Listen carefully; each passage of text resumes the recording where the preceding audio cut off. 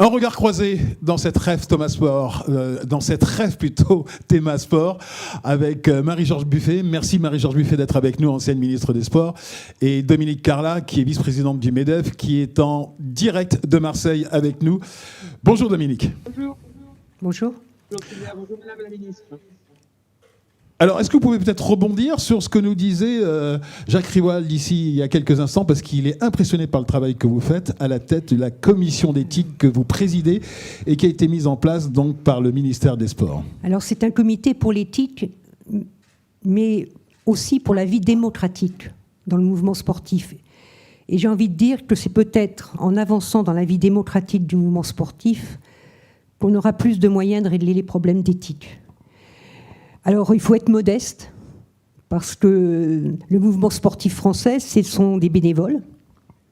Ce sont eux elles qui font marcher le sport et qui assurent le droit à la pratique sportive des hommes et des femmes, des jeunes de ce pays.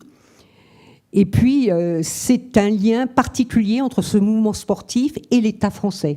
C'est un lien particulier, même par rapport aux autres pays européens, où le mouvement sportif partage avec l'État des missions de service public.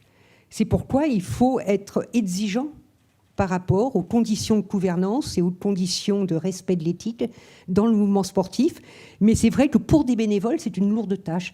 Donc je partage beaucoup des remarques qui ont été faites. Il y a besoin, aux côtés des bénévoles, d'avoir des hommes et des femmes qui ont des compétences professionnelles. Parce que lorsqu'on atteint un niveau de gestion de certaines fédérations, on ne peut pas demander à des bénévoles de jouer le rôle de directeur des ressources humaines ou de directrice, de jouer le rôle de trésorier, de financier, etc.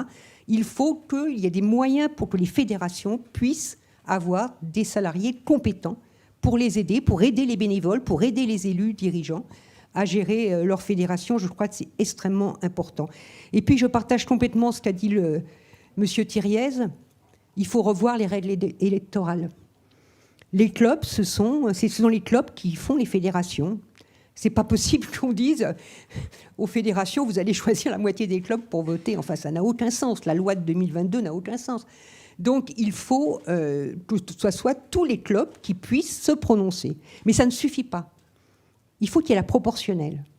C'est-à-dire qu'il faut que toutes les listes soient représentées. Il faut que la liste majoritaire, comme dans les conseils municipaux, ait une majorité, parce qu'il faut qu'elle gère la Fédé pendant 4 ans. Et cette majorité ne peut pas être remise en cause tous les matins en se levant.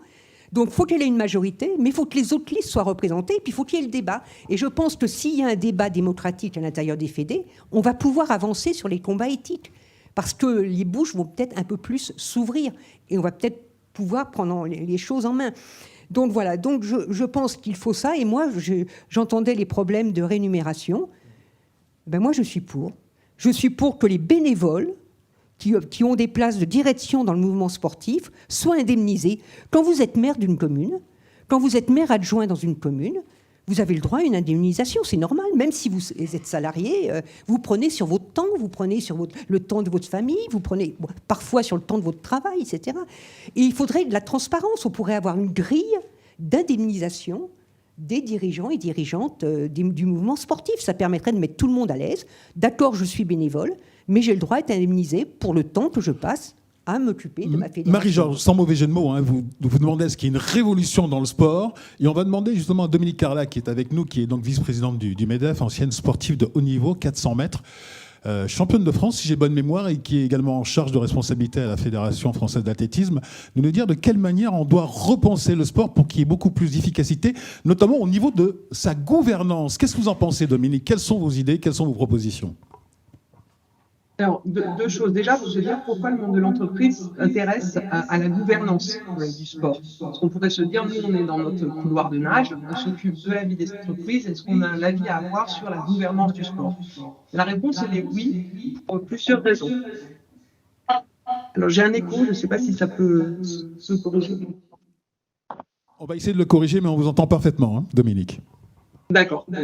Donc, les 4 raisons pour lesquelles le monde de l'entreprise s'intéresse à la gouvernance du sport, c'est que régulièrement, et ce n'est pas qu'une vue de l'esprit, nous sommes impliqués dans une gouvernance partagée du sport aujourd'hui. Et donc, on tient à ce que la gouvernance soit éthique. Alors, qu'est-ce que ça veut dire, soit éthique dans notre vision à nous, le monde des entreprises? Ça veut dire que, un, il faut qu'il y ait intégrité dans la pratique, ça on l'a déjà répété depuis le début de cette séquence. Deux, qu'il y ait accessibilité et équité dans les lieux de pratique pour toutes les pratiques.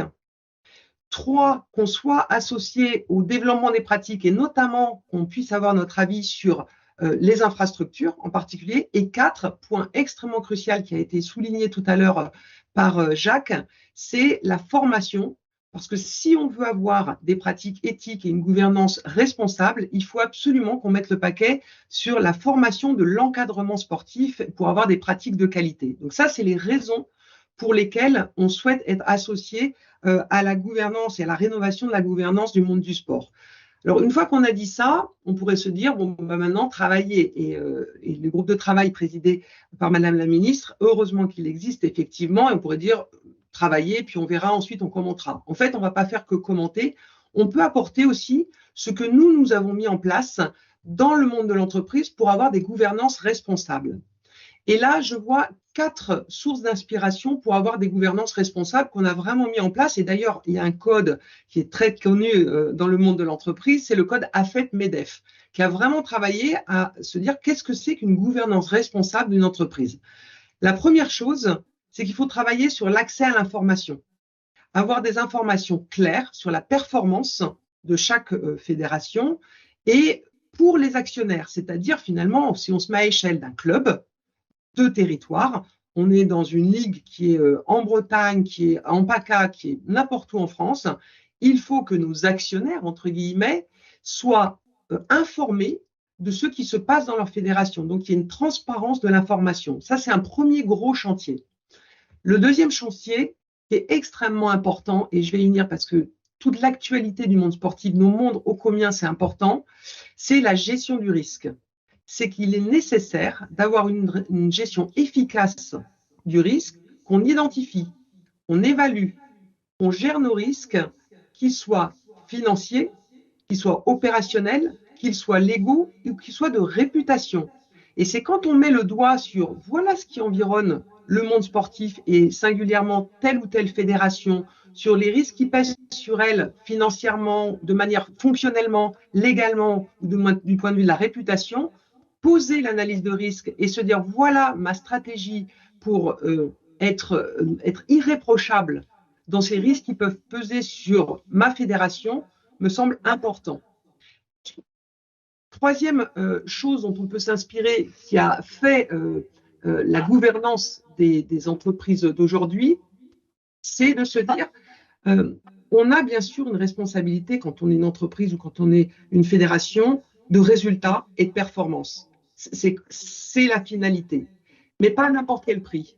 Et donc, c'est de bien rappeler, quand on est dans le monde de l'entreprise, il y a eu beaucoup de politiques et de communications qui ont été faites sur le rôle éthique, les missions des entreprises au-delà de leur performance financière.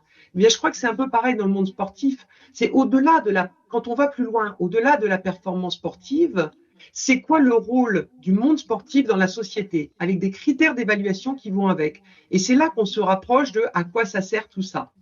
Et enfin, je terminerai sur, et ça a été rappelé tout à l'heure, sur des principes d'équilibre qu'on a mis en place dans nos entreprises, des principes d'équilibre entre les pouvoirs, d'équilibre entre les pouvoirs avec des systèmes de contrôle entre les pouvoirs.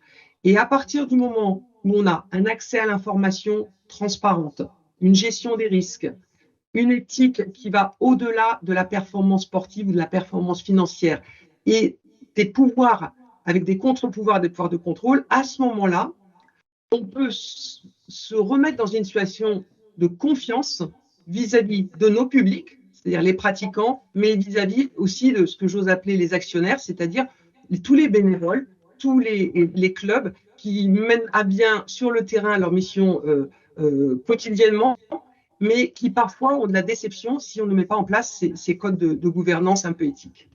On ne peut être que d'accord avec Dominique Carla, c'est du bon sens et ce sont des propositions qui sont riches. Mais Marie-Georges Buffet, comment faire redescendre ça dans les clubs, surtout des clubs amateurs, mais qui ont pris un coup de massue avec la Covid et c'est très difficile sur le terrain aujourd'hui, notamment au niveau des bénévoles. On a auditionné plusieurs clubs amateurs et on va continuer. Qu'est-ce qu'ils nous le disent ? Ils nous disent d'abord les difficultés pour encadrer les clubs. Parce que le Covid a fait que des bénévoles sont partis, ont quitté les clubs. On a plus de 3000 clubs qui ont mis la clé sous la porte, faute de bénévoles, faute d'encadrement. Et puis, ils sont parfois découragés. Tout ce qui s'est passé dans les directions de certaines fédés, etc., font que j'ai trouvé des présidents ou des présidentes de clubs qui m'ont dit on ne veut pas s'en mêler. Mais si eux et elles ne s'en mêlent pas, comment on va rénover la vie démocratique de nos fédérations si justement les présidentes et les présidents de clubs, j'ai envie de dire, ne disent pas voilà ce qu'on veut, ce qui bouge. Alors il faut les informer, il faut qu'ils aient matière à réflexion, etc. Par exemple, je parlais à certains présidents de clubs locaux des comités d'éthique que la loi a mis en place. Certains ignoraient même qu'il y avait un comité d'éthique dans leur fédération. Et donc ils ne le saisissaient pas parce qu'ils ignoraient qu'il existait, ils ignoraient ses pouvoirs. Mais certains de ces comités d'éthique, là, on arrive dans le... C'est ahurissant. Seul le président de la Fédé a le droit de saisir le comité d'éthique mis en place par la fédération. Là, on arrive dans un entre-soi, dans un blocage du fonctionnement qui fait que la loi a décidé des comités d'éthique, mais qu'ils sont inopérants dans un certain nombre de fédés. Donc, c'est tout cela qu'il faut qu'on arrive à faire bouger. Et ça, je le dis vraiment avec tout mon cœur, on a besoin qu'à l'intérieur des fédés, les responsables des clubs locaux, mais aussi tous les acteurs et les actrices des fédérations, prennent ces choses-là en main, parce que nous sommes extérieurs, nous allons faire des recommandations. Mais si c'est pour faire encore une loi, il y a déjà eu 3 lois en l'espace de 10 ans sur ces questions-là pour le sport. Si on fait encore une 4e loi, mais que cette loi, le mouvement sportif n'a pas les moyens de s'en emparer ou ne veut pas, dans certains cas, s'en emparer, ça ne va pas bouger. Donc voilà, j'ai envie de dire, on a les JOP, on a la Coupe du Monde de rugby, on a les JOP. Est-ce que ce n'est pas le moment de se dire, parce qu'on parle toujours de l'héritage des JOP, mais l'héritage des JOP, ce n'est pas un truc statique. Oui, d'accord, on a le bassin olympique, on a plus de piscines, d'accord. Mais le vrai héritage des Olympiques, c'est que d'un seul coup, le mouvement sportif se dise, on bouge, on change, et puis on crée un dynamique qui fait qu'on va pouvoir encadrer les clubs amateurs, qu'on va pouvoir... Parce qu'au lendemain des JOP, il va falloir accueillir ces enfants. Vous avez peur de quoi? Que vos recommandations elles restent sur une étagère, c'est ça? Ça peut être le cas. Oui. Ça peut être le cas. J'en ai connu d'autres, des rapports. En tout cas, oui, vous avez connu. Vous ne pouvez pas encore nous donner, bien sûr, les conclusions, puisqu'elles seront les conclusions d'abord livrées en novembre au ministre. Dominique Carla, comment vous avez observé, vous, le remue-ménage dans la gouvernance du sport, le football, le rugby? Récemment, la présidente du Comité national sportif olympique français qui a démissionné. Comment vous avez observé ça? Quelles sont vos réactions après toute cette actualité? Ma réaction, c'est précisément de se dire, prenons les bonnes pratiques là où elles sont. Si on s'en tient qu'aux mauvaises pratiques et à une actualité chaude qui fait qu'on pourrait être désespéré et que ça serait inéluctable, je pense que ce n'est pas la meilleure manière. Il y a l'actualité, c'est une chose. Il y a la conscience qu'il y a des bonnes pratiques et que ces bonnes pratiques, il faut les mettre à jour. Et je crois que sur le terrain, il se passe de belles choses et qu'il faut faire de la fertilisation croisée entre les fédérations d'une part, parce qu'il y a des fédérations qui ont mis en place des choses, et il ne faut pas que ça reste cloisonné, il faut qu'elles parlent entre elles, et la mission conduite par Madame la Ministre est importante de ce point de vue-là, de faire émerger les bonnes pratiques et pouvoir les diffuser plus largement, parce qu'on ne peut pas dire que le monde sportif n'a rien fait, a fermé les yeux, s'est bouché les oreilles et a attendu que ça se passe. Il y a réellement des choses qui ont été mises dans les fédérations, donc il faut faire cette fertilisation croisée, cette hybridation des solutions qu'on a eues, encore une fois, sur tous les plans, sur le plan financier, sur le plan du fonctionnement, sur le plan légal et sur le plan de la réputation. Et d'autre part, il faut hybrider les solutions avec ce que nous, on a pu faire dans le monde de l'entreprise. Je crois que c'est... Tout à l'heure, Madame Buffet, vous avez introduit votre propos en disant si on améliore la gouvernance dans le monde sportif, ce faisant, on va améliorer la démocratie. Et c'est extrêmement important, c'est exactement la même chose. Donner la parole à, c'est toujours bien meilleur que se laisser aller à des dérives où on ne donne plus la parole quand elle est demandée. Donc donner la parole à, c'est vraiment se dire je prends ce qu'il y a de bon dans certaines fédérations, sur les territoires, et je prends ce qu'il y a de bon dans les partenaires qui nous soutiennent et qui veulent avoir confiance et qui ne vont pas se laisser emporter par la méfiance, voire la défiance avec l'actualité. Donc, consultez-nous, on a plein de choses à dire, on a plein de choses à verser au dossier de la gouvernance responsable et je pense que pour le coup, il n'y a pas de fatalité. Tout à l'heure, c'est Jacques qui parlait de l'exemple allemand. C'est pareil, encore une fois, si on, avec un mauvais français, si on benchmark ce qui se passe bien dans ce qui environne le monde sportif, je pense qu'on peut vraiment avoir un joli cahier des charges, progressif évidemment, parce que pour le voir côté fédéral, monde sportif, c'est toujours difficile le changement. Il faut un accompagnement. C'est-à-dire que quand vous êtes dans une réglementation ou une nouvelle loi, vous l'avez introduit comme ça, c'est pas ça qui va changer du jour au lendemain. Donc il faut du côté pratique. Il faut presque un guide pratique de la bonne gouvernance. Nous, on a fait, encore une fois, je vous le rappelle, à la FEP et au MEDEF, on a fait un code. Voilà. Alors, est-ce que ça doit être un code des bonnes pratiques de la gouvernance du sport? En tout cas, je pense que c'est l'atterrissage de la mission en octobre 2023 qu'on peut nous en attendre. Marie-Georges Buffet, vous entendez ce que nous dit Dominique Carla? Parce que c'est vrai que dès qu'on parle de l'entreprise et qu'on l'associe au monde du sport, on le regarde avec une certaine méfiance et avec une forme d'angélisme. On dit non, le sport doit rester pur. Et pourtant, il y a une évidence dans ce que nous dit Dominique pour faire avancer, pour rénover le sport. Est-ce que vous entendez ça? Je ne pense pas qu'il faut dire le sport doit rester pur. Moi, je dis depuis des années que le sport n'est pas à l'abri des dérives de la société. Le sport n'est pas un endroit complètement fermé. Les dérives qui traversent nos sociétés pénètrent le sport et c'est tout à fait normal. Ce sont des êtres humains, c'est un lieu social où des hommes et des femmes se croisent, etc., où il y a des enjeux par rapport aux performances, mais aussi parfois des enjeux financiers, des enjeux médiatiques, on l'a vu tout à l'heure dans les différents débats. Donc c'est normal que les dérives de la société pénètrent dans le sport. La question, c'est comment on arme ceux et celles qui s'occupent du sport pour justement contrer ces dérives. Bon, par exemple, sur les questions d'éthique, moi je suis vraiment en question, peut-être que ce ne sera pas les conclusions du comité, j'en sais rien. Je me dis, est-ce que le mouvement sportif a en lui-même la capacité de régler tous ces problèmes éthiques? Quand il a fallu agir contre le dopage, on a pris la voie d'une agence extérieure, l'Agence française de lutte contre le dopage, et on a mené le combat pour que ça s'internationalise, et on a créé l'Agence mondiale antidopage. Alors je ne dis pas qu'il faut faire la même chose sur les problèmes éthiques, mais est-ce qu'il ne faut pas, quelque part, je ne sais pas si c'est une instance, moi je rêverais que ce soit le CNOSF qui joue ce rôle d'artisan de ce combat pour l'éthique dans le sport, etc. Pour plus de neutralité? Pour plus de distance avec la fédération? Avec ce que vous évoquiez, c'est-à-dire qu'effectivement, le comité d'éthique, il dépend du président d'une fédération. Quand vous écoutez les présidents de fédération, ils vous répondent qu'ils n'attendent rien du CNOSF. Il faut être clair. Voilà, c'est ça la situation. Bon, le CNOSF n'est pas la tête de pont qu'il devrait être. Bon, c'est le représentant du CIO en France. D'accord. Bon, mais ça, c'est normal, c'est statutaire, c'est tout. Mais il ne joue pas le rôle de tête de pont du mouvement sportif. S'il joue ce rôle, il n'y a pas besoin d'instance indépendante. C'est le CNOSF qui peut jouer ce rôle de faire partager toutes les bonnes pratiques des fédérations, etc. Si le CNOSF n'est pas en la capacité de jouer ce rôle, il faudra se poser la question, je pense.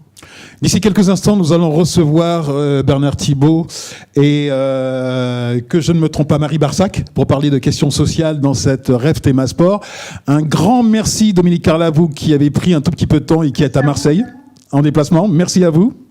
Et merci à vous, Marie-Georges Buffet. On n'a pas eu d'éléments de recommandation, c'est dommage, puisque vous les réservez.